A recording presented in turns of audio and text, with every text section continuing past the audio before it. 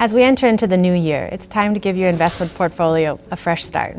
Welcome to New Year, New Balance, your guide to revitalizing your investments for the year ahead. Imagine your portfolio is a garden. Over time, some plants grow faster than others, ultimately changing the landscape. In a similar fashion, market fluctuations can alter your asset allocation, potentially exposing you to unintended risk. Rebalancing is like pruning that financial garden, making sure that your asset allocation lines up with your risk tolerance and your financial goals, providing you stability even as the markets fluctuate. There are two main approaches to rebalancing. One is calendar-based, where you review and adjust your portfolio on a set schedule, either semi-annually or annually. The second option is threshold-based, when you reevaluate and adjust when asset allocations deviate from a predetermined percentage from their targets. Choose the right method based on your investment style and your time commitment. There are different steps to go through for rebalancing. First, assess your current allocations. Second, compare to target allocations. Third, buy assets that are below target allocation and sell those that have shot up above target.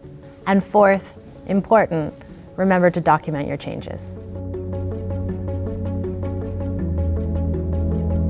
But let's look at a real-life example here.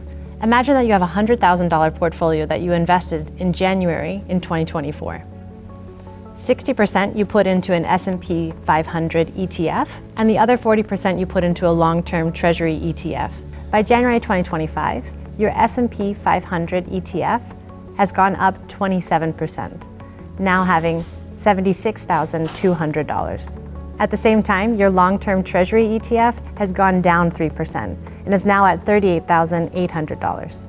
This brings your new portfolio allocation to just above 66% in your S&P 500 ETF and just below 34% in the long-term Treasury ETF. All right, now for the rebalancing part.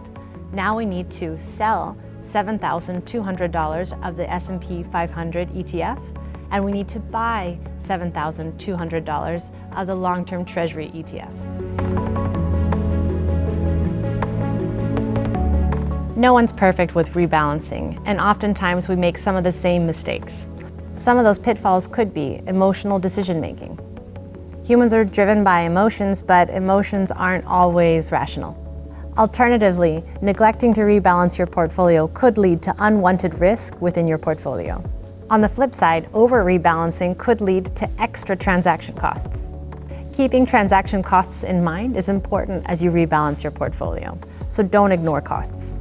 For some, an inconsistent strategy is definitely a pitfall. Once you set your strategy for rebalancing, it's important to stick with that strategy. Another pitfall that some investors fall into is focusing solely on asset classes. Thinking about geography and sectors is also important when setting up your rebalancing strategy. The last mistake that some investors make is trying to time the market.